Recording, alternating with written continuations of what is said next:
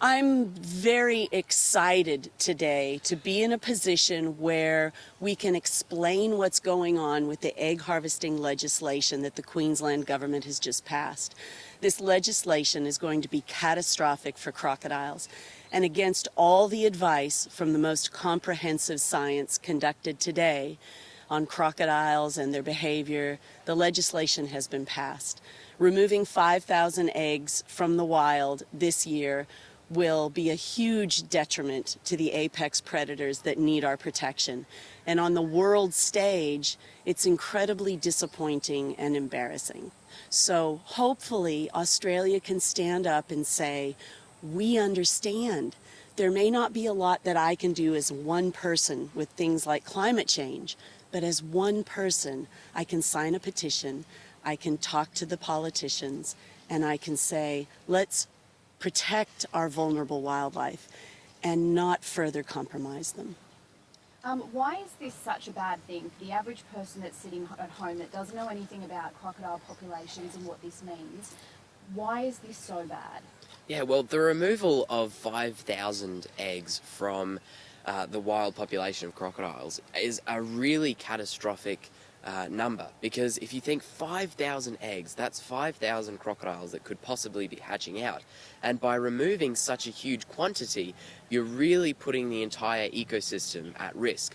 With all of the research that we've done over the years and all of the time and effort and money that my mum and dad put in historically to learning about these animals, we found that crocodiles, they really take care of everything within the ecosystem. So by removing that apex predator, you can really see this dramatic knock-on effect with all of the fish, the mud crabs, the mammalian life in the area as well. So you'll see the river systems in northern Queensland that will certainly be affected by this. So that's why we're so passionate about hopefully rolling back this legislation, hopefully making this less severe at least, because if we're removing 5,000 crocodiles from the ecosystem, we'll definitely see dramatic effects very soon. What's your understanding as to why they want to remove the eggs and who wants to remove the eggs?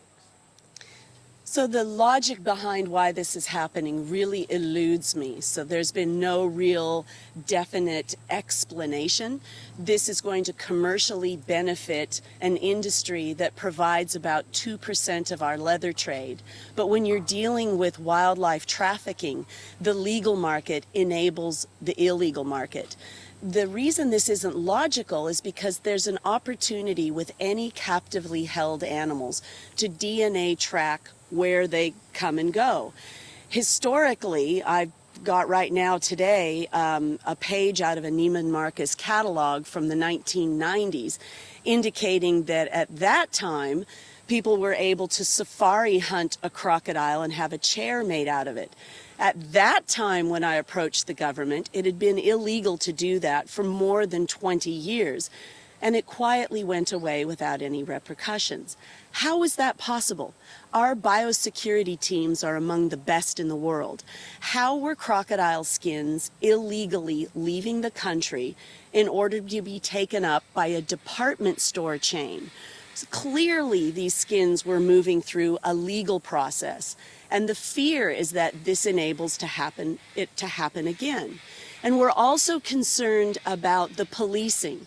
The policing system and the science system that's been requested is for the very people removing the eggs to make sure they take the correct number of eggs from these remote locations, to make sure that the young crocodile population numbers aren't affected, and that the overall crocodile numbers aren't affected. Our research has indicated there are dozens of crocodiles in river systems, not even hundreds. After 12 years of catching crocodiles at the Steve Irwin Wildlife Reserve, we have 175 crocodiles in our study system. So we're not even seeing hundreds of crocs.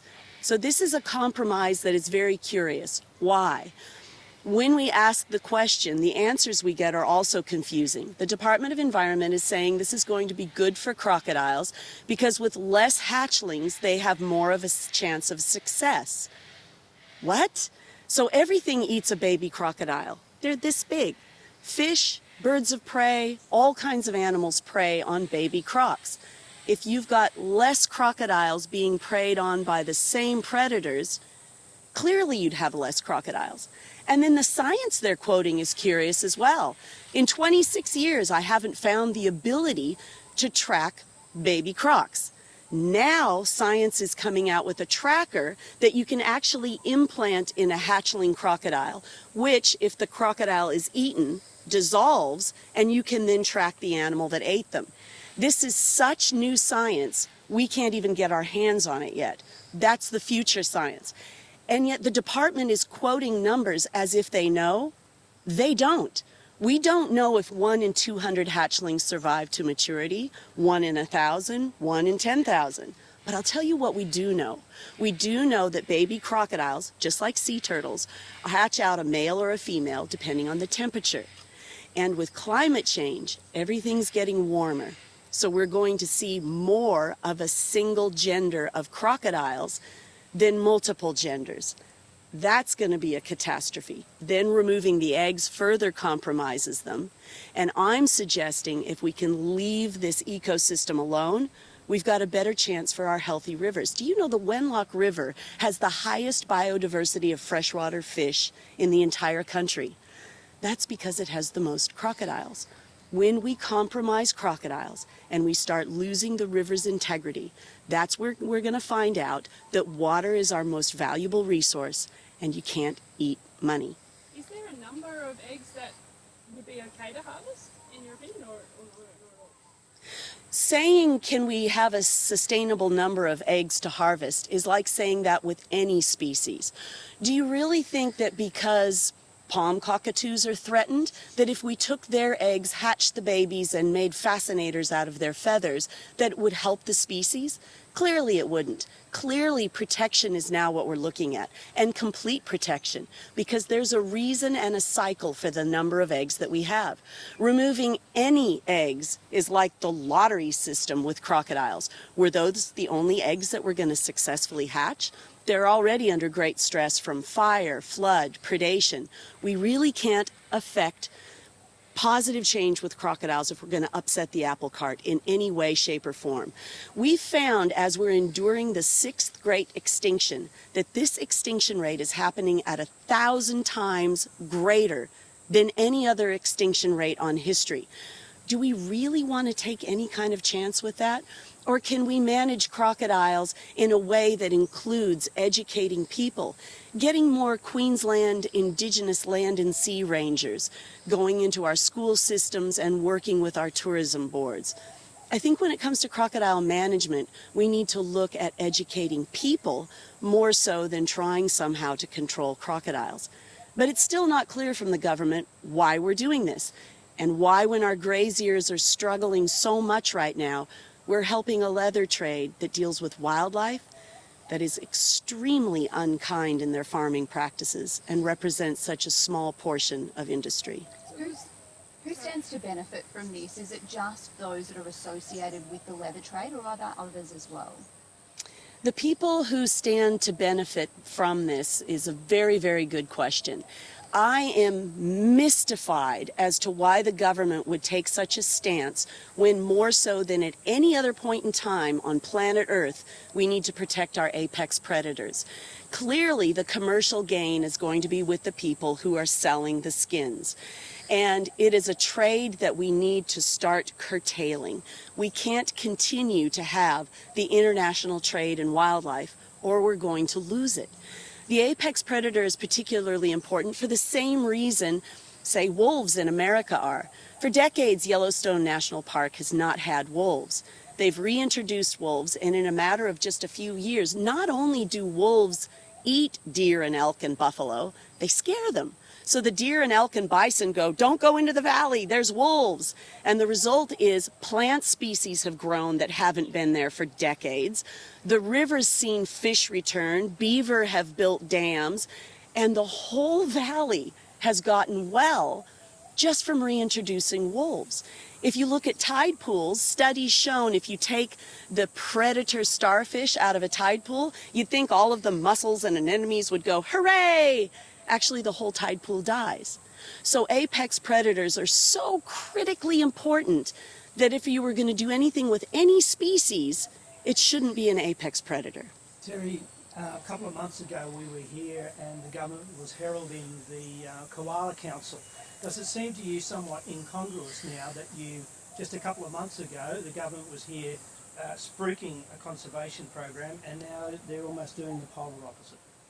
When we were talking about koala conservation with the government and the steps that were being taken forward that were very positive, protecting koalas, that was terrific and it was much needed.